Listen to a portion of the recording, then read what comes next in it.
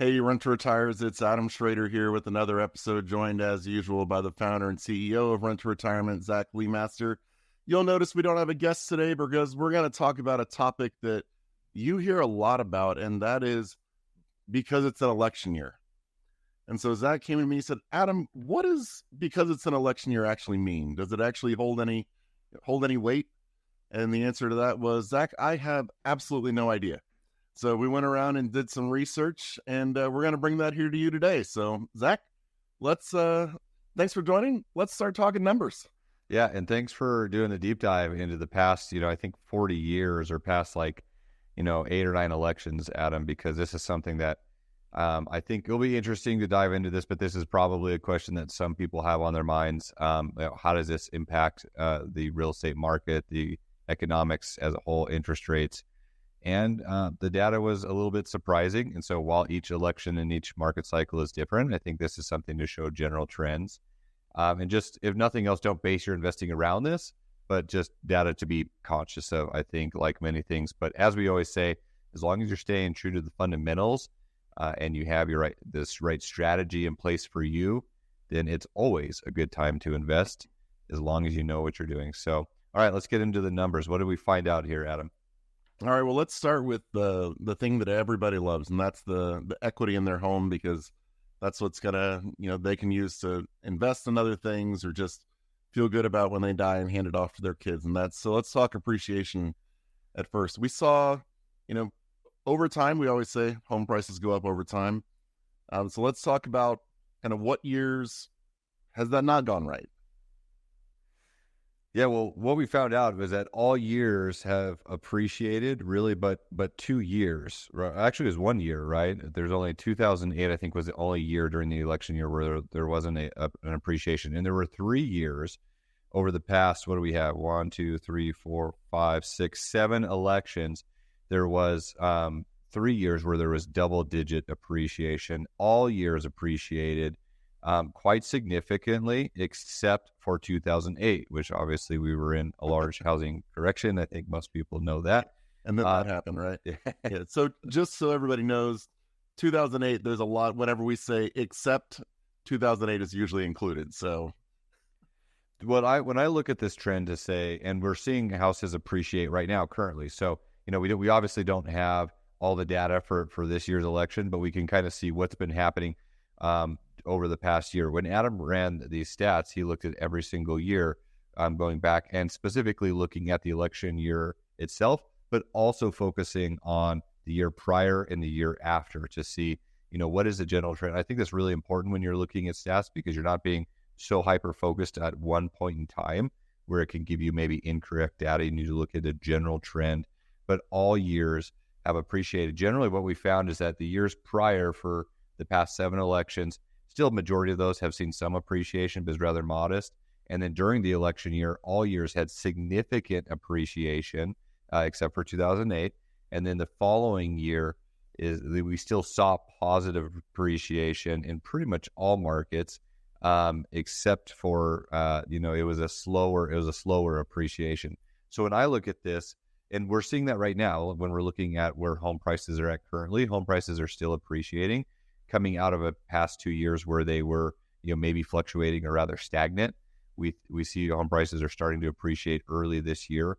And so what this goes to show me is that there is a high likelihood that this year we'll see strong appreciation that will continue because it's an election year, but also because of the overall market cycle with where we're at, especially interest rates, which we'll talk about as well. So I think 2020 year, what this means, Adam, is that we're going to have strong appreciation there. There's a very good chance, like almost every single past election year, that we're going to have strong appreciation. This means home prices are going up, and this likely throughout the course of the year, especially as we get closer to the election. And so this probably means that buying now, before we start to see that incremental increase over the course of the year, is probably a good time to buy, to stay ahead of the curve, to benefit from the appreciation. Do you think that that's a fair assumption, or what are your thoughts? Yeah, I mean, the only 2 times that we've seen it really, you mentioned 2008. The only other time that it wasn't really as good as the year prior was also the year 2000, which I think everybody remembers. There's a little thing that happened in 2000 as well, whenever everything popped. We had the great wasn't the Great Recession, but we had the 2000, forget the official name that it was given, but when the bubble burst, tech bubble, yeah. Yeah. So, I mean, whenever you look at it that way and you see what's going on, I mean, just everything is ramping up this year to begin with. I mean, we saw, like you were saying, a little bit of stagnation over 2023 as people were worried about interest rates. They were worried about inflation. They were worried about everything. And this year, as we've gotten started, we're starting to see more inventory come in as a whole to the country. We're starting to see more people coming out and buying. We're starting to see bidding wars again. I mean, we talked about, one of our coworkers here, she had to put in an offer and she was competing against multiple people when she was buying her house. She posted her house on the market and it was sold within a weekend. I mean, we're getting back to that point. I mean, you haven't heard that stuff for almost 2 years, yeah. Right? So, but we're hearing that again. I mean, and it's starting to creep up. And so certainly I agree with you. And just to, I mean, for everyone, from my personal opinion on this stuff, we are presenting this because I think it is relevant and it is something that we get a lot of questions about. Personally, for me, this is not something that I pay close attention to, but I'm also personally someone who's bought property every single year over the past 15 years. I've never taken a year off, and I don't base my investing around election years, around whatever is going on in the world. I always find a way to be conscious about staying consistent to our goals to continue to grow our portfolio. And I would encourage other people to do that as well. But for those of you who just have general questions about how the election year changes, we're trying to bring you some market trends over time. Adam, talk to us about what we saw for rents overall. And I think you touched a little bit on, I don't know if you need to finish up like sales volume numbers as well, but talk to us about sales volume and rents. So we'll start with rents, and that's surprise, rents go up over time.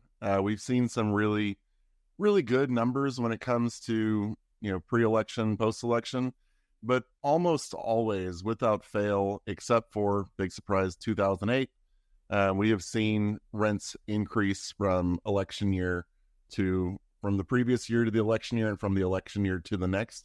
There's only 2 instances where that didn't happen. One of them was 2008, where it did see a little bit of a decline.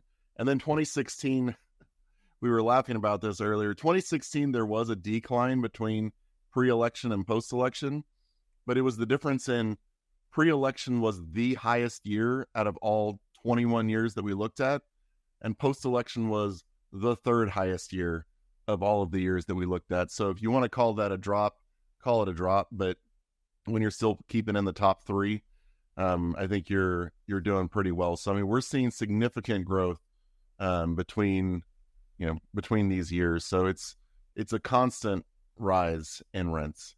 I mean, because Adam's doing a lot of comparison about the year prior, the year of, and the year after.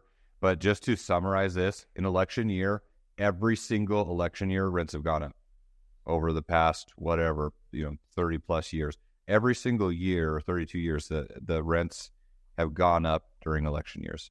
And we are seeing that now because there has been, I mean, this is an interesting thing. You look back at other election years, but every market cycle is different, right? And 4 years is a big time to allow markets to shift and change.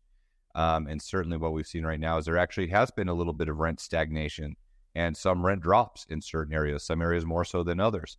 And so usually rents in general, I mean, if you're someone who's seen rents decline on properties or in your market or really stagnate, that is never concerning to me because I always feel rest assured that is a short-term thing.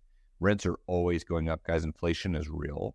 And often more real than we'd like to admit. And the Fed can really never completely control it. But I mean, rents go up over time exponentially, and very, very seldom do we see rents lower for more than, I would say, a period of a year. So we have come out of a period of time right now where rents have dipped a little bit, and we're starting to see those creep back up and increase, at least in the areas that we operate in. And it's every single election year over the past 32 years, rents have increased, and we're seeing the same thing now. So it's a good sign.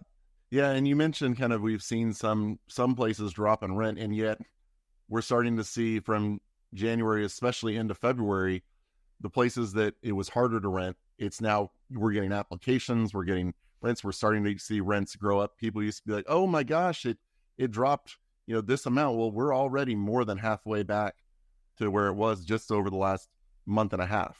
So, I mean, it's not like it's not like this has been some long drawn out thing. It was, if you look at what's been happening, it was during COVID, a lot of, there weren't a lot of new construction applications for builds.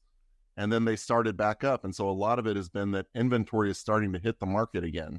And so there was a brief period where a lot of inventory hit the market. Rents dropped a little bit, but now it's been absorbed and we're kind of back where we were. Yeah, and I also think as those home prices, especially new construction, but in general, as homes hit the market during a period of time where we had still high interest rates, there was just less home buyers for those same houses, right? And so there was more houses, more inventory availability. And the builders held on to some and decided to turn them into rentals rather than selling them for less than they wanted to. Yep. Talk to us about moving on from rent. So, I mean, that's a good summary. The rents have increased every single election year over the past 32 years. So, Adam, what about sales volume? You mentioned this briefly, but just finish the loop on that. Yeah. So I think everybody's going to be shocked to find out that the only aberration was in 2008. But in every single year leading up to it and after and the year of, it has increased from the year prior to the election year to the next year. It has increased every single year when it comes to existing home sales. There has not been a slowdown. Obviously, we saw some slowdown like 21 to 22 and 22 to 23 pre-election, just because people weren't selling their homes due to COVID. But even from 2022 to 2023 now, we've seen an increase. There were, it looks like 27,000 more homes sold existing between 2022 and 2023. We don't have 2024 numbers, but based on what I've been seeing out there and what we've just been mentioning is homes aren't sitting very long anymore. So I would expect fully that this year we're going to see an increase in home sales, which an increase in home sales means you're having an increase in inventory and people looking to buy. Yep. You just can't sell without an active buyer. Yep. Increase in sales means, it's more typically a seller's market when you see an increase in sales. And that also means higher price points. One thing that we've noticed, I would say over the past 3 to 4 months, is that all these builders and sellers that have been offering incentives, those are starting to disappear, in addition to builders. Typically, when builders build homes to keep up with market increases in prices, keep up with inflation and all these other things, they typically increase their prices on houses. You would assume that if you build a house with a custom home builder, from the time you signed the contract to the time it was built, you would have immediate equity in that house because it's worth more. But home builders have to basically increase prices to keep up. Over the past couple of years, we haven't seen that as aggressive, but now they're coming out of the gates into 2024 very strong, starting to increase price points.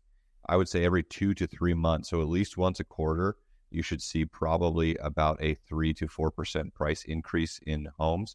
And so that is specifically around new construction. What that means, and anyone that follows us knows that we really like new construction, and that's a strong focus, especially of ours, especially in growth markets. But what that means is still right now, timing is really important, because if this is the trend that we're likely to see based on all these previous election years, you want to buy and own on the front end of that trend, right?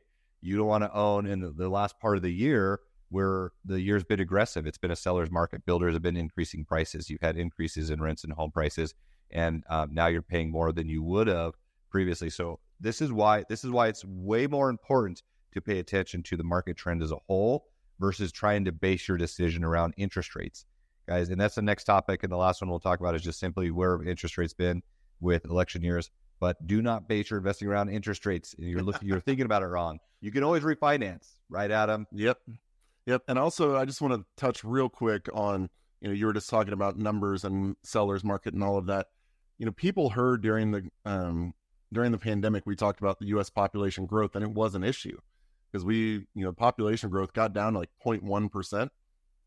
And we're talking about legal population growth, not including everybody, any potential illegal. It's back up to pre-pandemic levels. The census released a report at the end of 2023 where it's gone from 0.1. We're back up to it was 0.4 last year, it was 0.5 this year. So we're starting to see an increase in actual people coming to the U.S. and babies being born and all of those things. And so not only are you competing against more people wanting to buy homes, and there's been that backlog, but now the U.S. is actually growing again.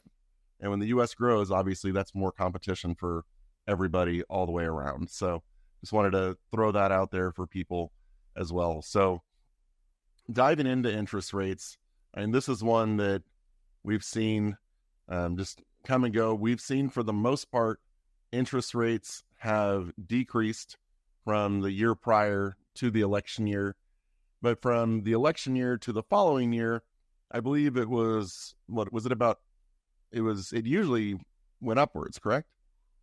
Yeah, so the big trend that I'm looking at on this is interest rates have decreased every single year except for 96 and 2016. And even in those years where the interest rate actually went up, it was very minor. So generally, interest rates have dropped. And so there's some years where interest rates have dropped dramatically. And we're anticipating the same thing now, right? Not only because it's an election year following the same trend, but also, and you know, their politics does influence interest rates, right? And this is a good thing to try to win votes potentially. But what we also see is that the Fed has, as we all know, that they've come out and said that they anticipate interest rate drops both through 2024 and into 2025 because they've been so aggressive. So I don't think this one's a surprise. I think, you know, the general trend of previous election years having a rate drop would be expected, and everyone is pretty much expecting a rate drop. So, but when I look at this, Adam, it basically just reinforces all the other things that we talked about, right? Like interest rates alone, outside of just all the other trends that we talked about with appreciation, rents increasing, sales volume increasing, population growing, all those things combined with lower interest rates, we're pretty much destined to be in a market where it's going to be more of a seller's market, and prices are going to start increasing. There's going to be more bidding activity, just like, you know, some of the people within our internal team that are buying their own houses have experienced. So this means, again, the general consensus here, I think, among all of us is that it's going to be a good year for 2024. We're excited, because more volume means more business for us. But it also means that from a investor standpoint, buy side, like now's the time to take action before this trend really takes off over the next few years. And I think just owning real estate in the good locations is really key right now as rents go up, as home prices go up, to allow you to ride that curve up of appreciation to really make some smart investment moves. If you're buying it at a little slightly higher interest rate, who cares? So what? Rents will go up. You can refinance that in the future if you'd like to. But guess what? Running the numbers at even if the interest rate dropped a full 1% and you waited a year and a half to 2 years to get there, and now home prices have also gone up like 5 or 6%, you're losing money just based on waiting, based on the appreciation during that time. Stop thinking just about interest rates and cash flow. Start thinking about market trends and big picture, how you build wealth in real estate. That's by scalability, owning real estate, and letting the market do what it does over time, which is build equity using leverage. Yep. And the thing that made me laugh when I was looking at this chart was we looked at interest rates, and this is for owner occupied. And up until 2012, I'm seeing owner occupied rates over 6%. In the mid fives. Guess what? Those are rates that we look at nowadays and we're like, are you insane? Say that one more time, Adam, because that you pointed it out and that didn't even click with me. Actually rates are significantly, and they're higher than they are today going back over these past years. So say that one more time, just make sure the audience caught where, like, relativity, because I mean, interest rates are all perspective. It's all relative, right? Yeah. So up until 2012, the average owner occupied did not go below 5%. It was all in the 6s, 7s. I'm seeing some 8s here. And correct me if I'm wrong, Zach, but I think investors back then were still making money, right? They're still investing. They're still making big moves. And anyone that bought during that period of time is still owns real estate today. Because we do interview some of those people, right? And they say, guess what? I wish I would have bought more. Right. I wish I would have owned more, because just reflecting over that period of time, interest rates are irrelevant. And that's a good point. Yeah, we see some interest rates on primary residences over 8% in the early 2000s. I mean, think about that, right? That is a huge perspective to think about where we're at right now. Interest rates are not high right now, actually, and they are coming down. So hopefully this information has given you some data points just about how to think about election years and likely where this year, because we're recording this, I guess this is March 1st, whenever this comes out. But I mean, we're still early in the year where this trend will likely take off and be more aggressive, I would say, in Q3 and 4. So this is a good time to make moves this year and make 2024 a big investment year for you as we plan to make it for ourselves. Absolutely. Well, I think there's no better place to end it than right there. So if you want to check out some inventory to add to your portfolio, head on over to renttoretirement.com, schedule a time to talk with us, look at the inventory, see what makes sense for your portfolio. And as usual, if you have any questions you want us to answer in future episodes, send them on over to podcast@renttoretirement.com. That's podcast@renttoretirement.com. Really appreciate the time you spent educating yourselves today. Talk to you on the next episode. Thanks for watching the Rent to Retirement YouTube channel. Check out some of our other videos, like this one, or this one here.